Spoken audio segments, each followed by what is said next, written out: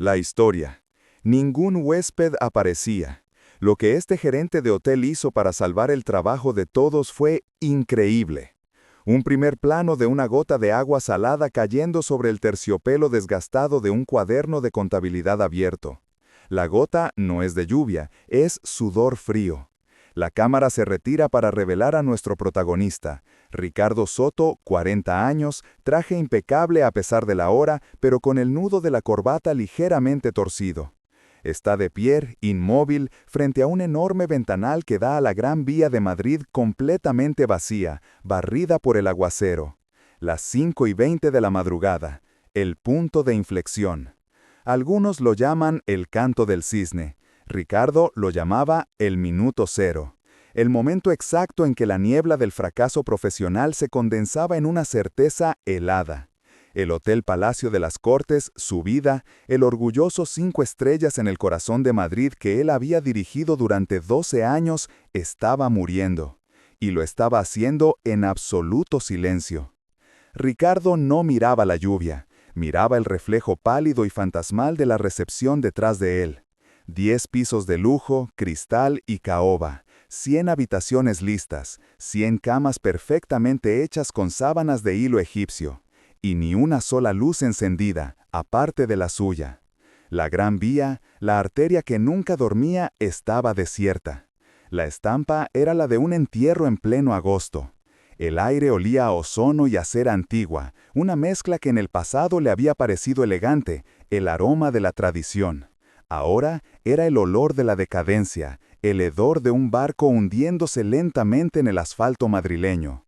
La crisis no había sido un golpe, había sido una lenta asfixia, un telón de acero bajando sobre la hostelería de lujo en toda España.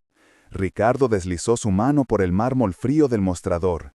En la pequeña pantalla del sistema de reservas parpadeaba una cifra que lo había estado persiguiendo durante semanas, como un fantasma digital. 0,0%, tasa de ocupación, 0.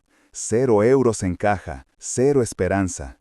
La caja fuerte, habitualmente repleta con la recaudación del día, resonaba con un vacío metálico que parecía burlarse de él.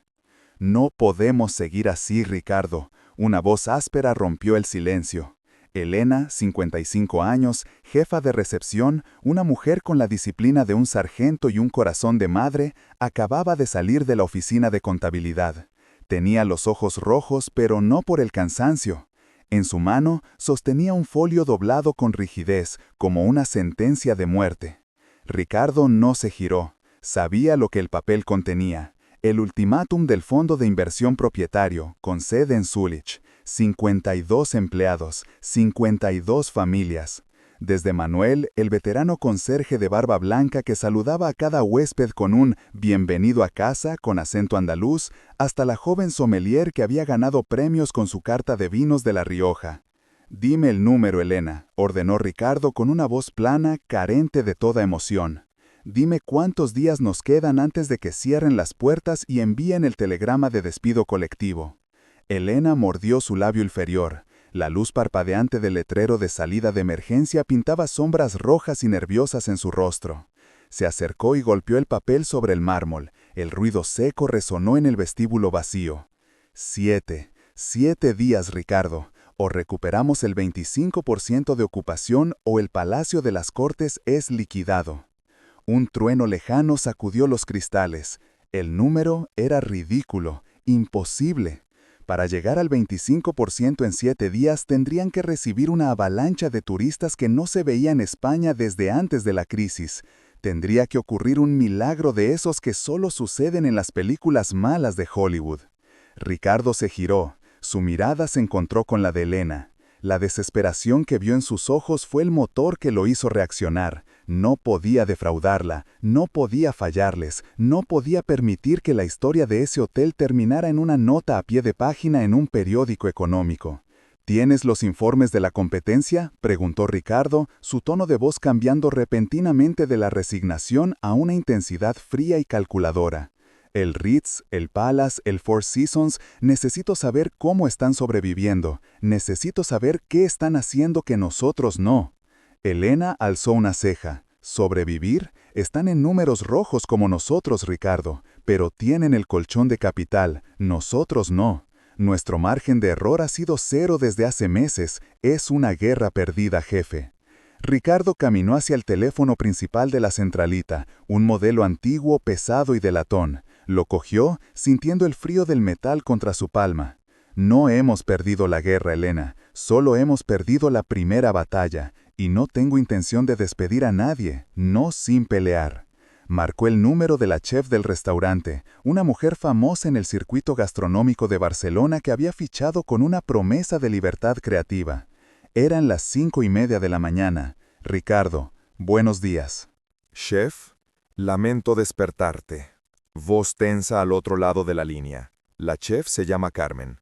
¿Qué pasa, Ricardo? ¿Han llegado los huéspedes fantasma? Ricardo. No, pero van a llegar. Escúchame bien. Quiero que olvides el menú de degustación francés. Quiero que tires a la basura todo lo que no sepa a madrileño de verdad. Carmen. ¿Estás hablando en serio? ¿Qué me estás pidiendo? Ricardo se recostó en la pared, su mente ya trabajando a 1000 por hora, conectando ideas que iban desde la Feria de Abril de Sevilla hasta el concepto de la España vaciada. Vio el informe de Elena sobre el mostrador. 7 días. Ricardo, te estoy pidiendo una revolución, Carmen, una que no implique dormir durante los próximos 7 días. ¿Recuerdas esa historia del abuelo de Manuel, el conserje, sobre el bar clandestino que regentaba durante la posguerra aquí mismo, en este sótano? Carmen, sí, la leyenda del palo cortado. ¿Y qué con eso? Quiero que lo abras, mañana por la noche. Olvida las estrellas Michelin, olvida el lujo. Vamos a convertir el Palacio de las Cortes en un secreto, en la única cosa real en una ciudad que solo ofrece postales. Y la clave es la mentira que le vamos a contar a Madrid. Música creciendo, la música de piano se vuelve orquestal y épica. Elena. Ricardo, ¿qué clase de mentira? Ricardo colgó el teléfono sin responderle. Se acercó al ventanal, observando el vacío de la Gran Vía y la cuenta regresiva de 7 días. Sus ojos se entrecerraron. Vio un coche de policía patrullando lentamente, el único signo de vida. Una que solo funcione si no la contamos a nadie de aquí, susurró para sí mismo. Luego, con una calma aterradora, tomó el folio de Elena y, con un bolígrafo, tachó el 25% de ocupación. Escribió, con letras grandes y audaces, el hotel más buscado de España. Plano cortado. El bolígrafo golpea el folio con fuerza. Fundido a negro. El Hotel Palacio de las Cortes se había convertido en un laboratorio. Ricardo Soto, el gerente, había pasado de ser un administrador de lujo a ser el arquitecto de una mentira. Pero no era una mentira cualquiera. Era una mentira que tenía que sentirse más real que la verdad. Y esa verdad, la de la ocupación cero y el cierre inminente, estaba al acecho en cada pasillo vacío. Ricardo recogió su teléfono y se dirigió a Elena, que aún miraba el folio con la frase «El hotel más buscado de España» como si fuera un conjuro. Él sabía que ella necesitaba hechos, no fe. Elena, llama a Manuel, que prepare su coche y que traiga la llave maestra de la vieja bodega, la que no está en el sistema. ¿Manuel, el conserje, a las 6 de la mañana? ¿Para qué? La voz de Elena era una mezcla de escepticismo y un diminuto, peligroso atisbo de esperanza. «Vamos a bajar al sótano», respondió Ricardo ya caminando hacia el ascensor. Allí donde el Palacio de las Cortes se olvida de que es un 5 estrellas. Y vamos a crear un mito. Carmen en la cocina ya está trabajando en los fogones que nunca se usan, preparando el guiso de la posguerra. Nosotros prepararemos el escenario. Al llegar al sótano, el olor golpeó sus narices, una mezcla acre de humedad, carbón y vino rancio, que contrastaba violentamente con la pulcritud perfumada del resto del hotel. Manuel, el conserje, ya les esperaba, frotándose las manos y con la llave antigua en la mano, sus ojos de anciano brillando con la emoción de una misión prohibida. «Don Ricardo, este sitio no se abría desde que mi abuelo, bueno, ya sabe, desde el 78», susurró Manuel, temeroso de perturbar el polvo histórico. Ricardo asintió. La vieja bodega era pequeña, oscura y polvorienta, pero tenía carácter, Y lo más importante, estaba fuera de la vista de cualquier auditor o inspector de higiene. Estaba fuera del radar. Perfecto. Nadie debe saber que esto existe, y menos la gente de Zúrich. La primera tarea de Ricardo fue desconcertante. Hizo a Manuel buscar todas las botellas viejas de vino de Jerez y palo cortado que ya no servían, las que estaban demasiado oxidadas o cubiertas de telarañas. Luego, le pidió a Elena que trajera todos los libros antiguos de la biblioteca del hotel, los ejemplares más gastados de Galdós y Pío Baroja, y que los esparciera en mesas viejas y cojas. Esto no tiene sentido, Ricardo. Estamos creando un vertedero elegante. ¿Cómo va esto a traer a huéspedes para llenar 100 habitaciones?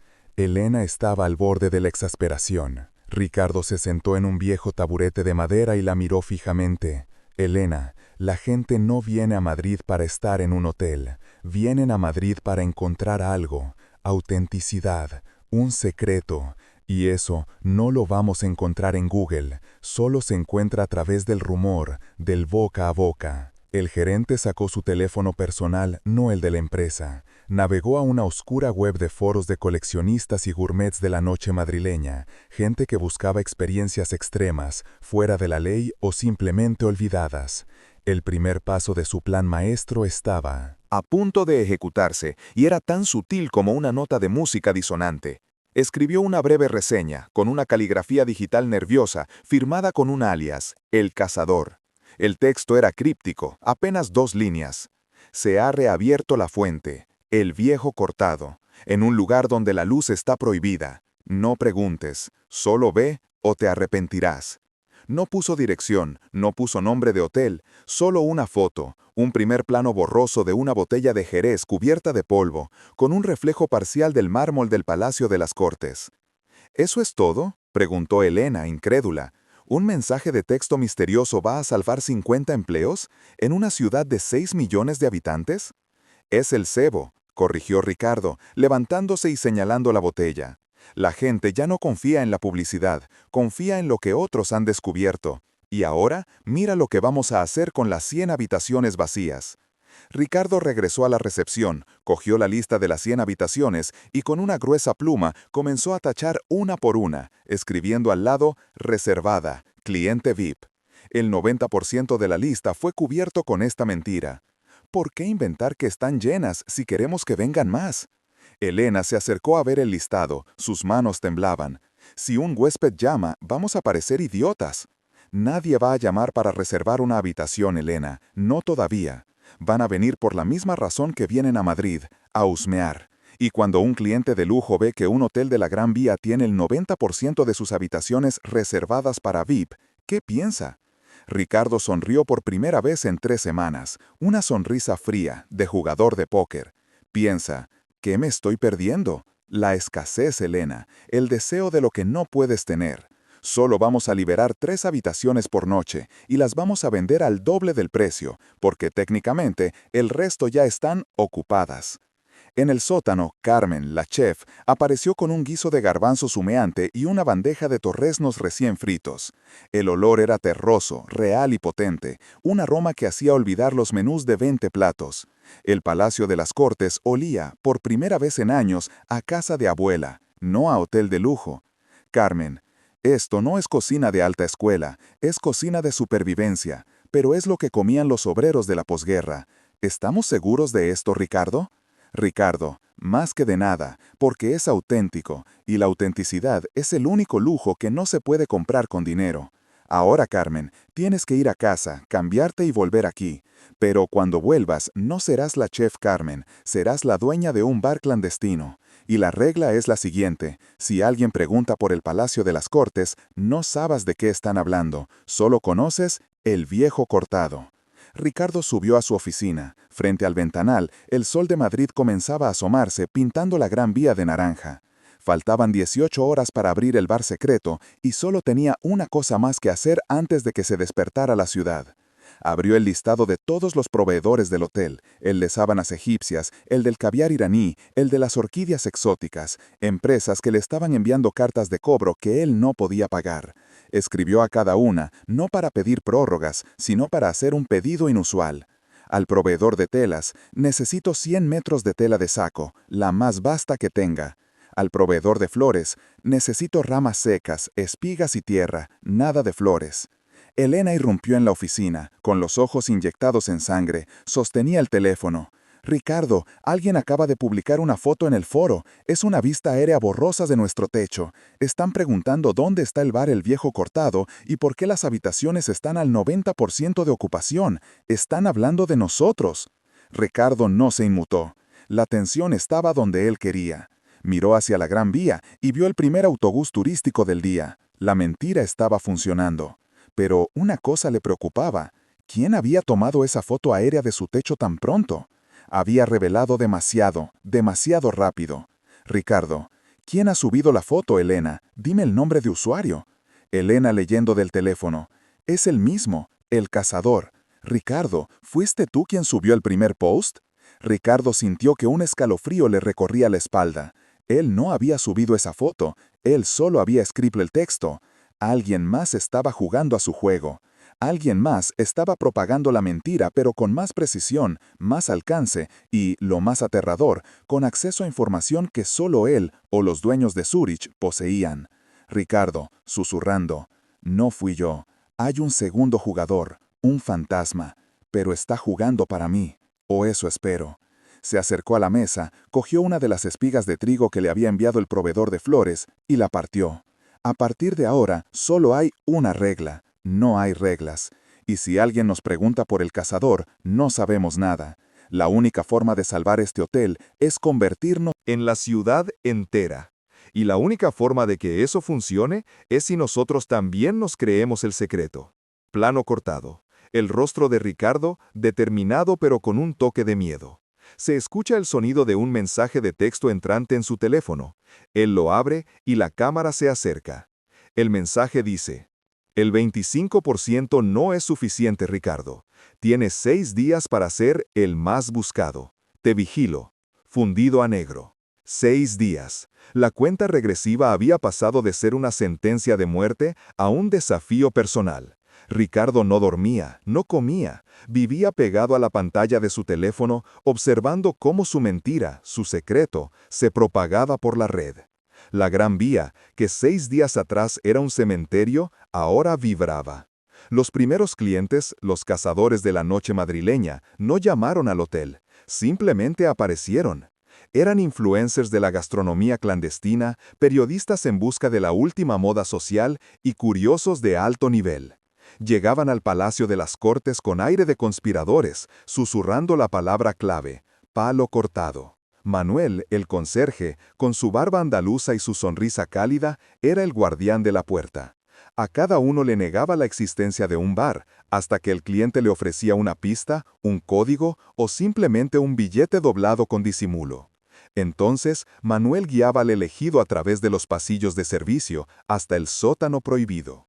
Abajo, en el Viejo Cortado, la magia era real. Carmen había desechado el smoking de chef y ahora vestía un mandil de lona manchado de hollín. Servía cocido madrileño en platos de barro viejos y vino de Jerez en copas sin tallo. El lugar apestaba gloriosamente a taberna antigua y a la historia que Madrid había olvidado. La escasez, tal como Ricardo la había planeado, funcionó mejor que cualquier campaña de marketing.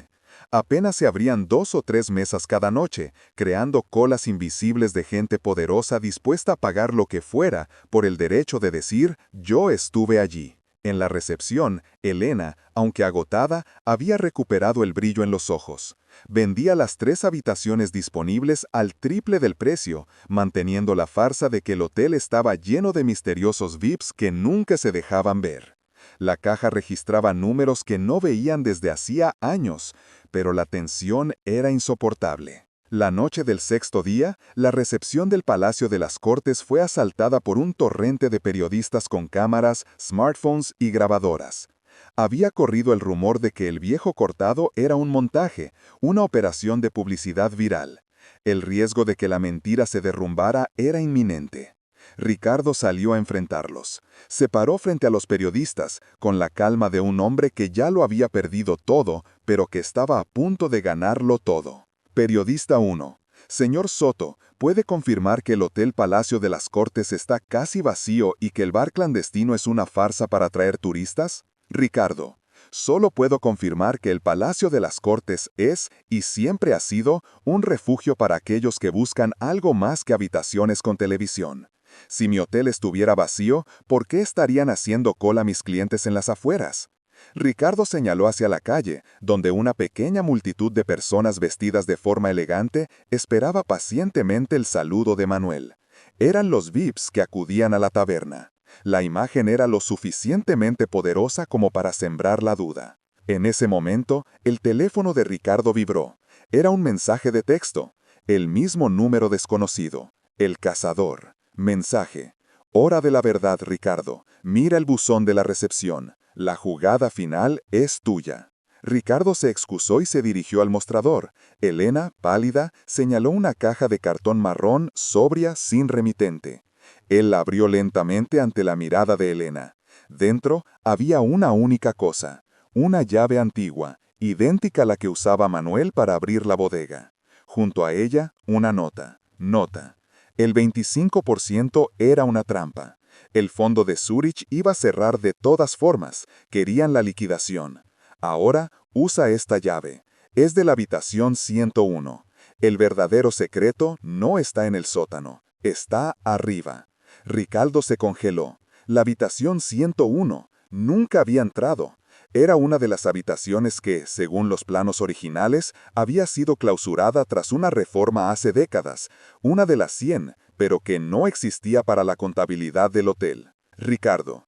Elena, vigila a los periodistas. Manuel, sube conmigo a la 10ª planta. Rápido. Subieron en el ascensor. Al llegar a la 10ª planta, caminaron hasta donde debía estar la habitación 101, pero solo había una pared de ladrillo con un viejo papel pintado.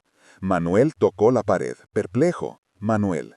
Don Ricardo, la 101 siempre ha sido una leyenda, un hueco en la pared. Ricardo introdujo la llave antigua en un pequeño agujero de cerradura que apenas se distinguía entre el patrón del papel. Giró. Un sonido metálico, un clic que resonó en el pasillo. La pared de ladrillo no se abrió, Pero una pequeña rendija se deslizó hacia un lado. Al otro lado no había una habitación de hotel. Había una oficina pequeña, moderna, con ordenadores de última generación y una pantalla gigante. En la pantalla, un único gráfico de barras, la contabilidad real del Hotel Palacio de las Cortes, y una webcam apuntando directamente al escritorio de Ricardo. Había estado monitorizado, pero el plot twist fue aún más profundo. En el escritorio de la oficina secreta había una pila de informes financieros, el logotipo del Fondo de Inversión de Zurich, y sobre ellos una tarjeta de presentación. Ricardo tomó la tarjeta. Su mano tembló. Leyó el nombre. Elena Guzmán, directora de estrategia, Fondo Inversor Zurich. Elena, la mujer que había estado a su lado, la jefa de recepción, la que había dado el ultimátum, y que había llorado con él por el destino de sus compañeros. Ella no era la víctima, era la ejecutora. Ricardo se dio la vuelta. Elena estaba detrás de él, apoyada en el marco de la puerta que se había abierto, con una sonrisa que no era de sargento ni de madre. Era la sonrisa de una tiburón de las finanzas. Elena. El fondo no quería el 25% de ocupación, Ricardo. Querían un cierre limpio, una liquidación. Pero yo les dije que había otra opción, que podíamos revalorizar la marca antes de venderla. Necesitábamos un mito, y un idiota honesto que estuviera dispuesto a arriesgarlo todo por sus empleados. Ricardo, con la voz rota, ¿fuiste tú? ¿Tú eres el cazador, la que nos vigilaba? Elena, yo escribí el ultimátum, sí, y yo publiqué la foto aérea. Yo era tu tensión, tu motivación. Nadie creería que el dueño de un 5 estrellas se volvería clandestino, a menos que estuviera desesperado y al borde del fracaso.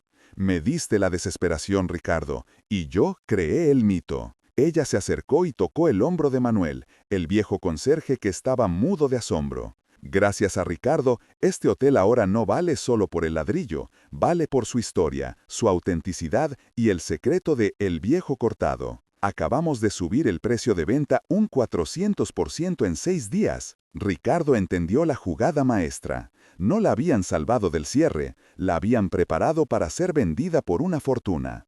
Habían usado su lealtad y la de sus empleados como combustible para un negocio brutal. La honestidad de Ricardo se había convertido en la herramienta más valiosa de una conspiración corporativa. Manuel, con los ojos llenos de ira, dio un paso adelante. «Pero el trabajo de la gente». Elena, interrumpiéndolo fríamente. «No te preocupes, Manuel, el nuevo comprador se los quedará todos. De hecho, serás el nuevo gerente de la taberna El Viejo Cortado. Forma parte del contrato de compraventa. Tú eres el hombre. Ricardo es prescindible». Ricardo miró la tarjeta de Elena y luego por la ventana. La luz del sol madrileño, la misma que le había dado esperanza 6 días antes, ahora revelaba una amarga verdad. La Gran Vía seguía allí, y el Palacio de las Cortes sobreviviría. Pero no gracias a la fe, sino a la mentira más orquestada que jamás había visto. Ella los había salvado a todos menos a él mismo. Ricardo tiró la tarjeta de Elena al suelo. No se rindió. Cogió su teléfono personal y en medio del silencio marcó el número de un destacado periodista de investigación. «Buenos días, me llamo Ricardo Soto. Era el gerente del Palacio de las Cortes. Tengo una historia sobre cómo un fondo de inversión suizo utilizó un hotel entero y una taberna clandestina para manipular el mercado inmobiliario madrileño. Y tengo grabaciones de 6 días de trabajo ilegal en el sótano». Ricardo volvió a sonreír. Esta vez no con frialdad, sino con el ardor de la venganza. La historia de El Viejo Cortado no ha terminado. Apenas empieza. Primer plano de Ricardo decidido. La música se detiene de golpe. Menuda historia, amigos. Una conspiración empresarial en el corazón de Madrid. Ricardo lo salvó todo, pero ¿podrá salvarse de la ira de Elena y el fondo de Zurich? Eso es para el siguiente capítulo. Si te fascinó este giro en la Gran Vía, pruébalo. Dale a suscríbete ahora y activa la campanita para no perderte la segunda parte de esta increíble historia. Comenta abajo. Si fueras Ricardo, ¿qué harías con la tarjeta de Elena? ¿La confrontarías o la delatarías? Dinos desde dónde lo ves. ¿Estás en Barcelona, Sevilla o en cualquier otro lugar de España donde te haya impactado esta increíble historia? Cuéntanos en comentarios.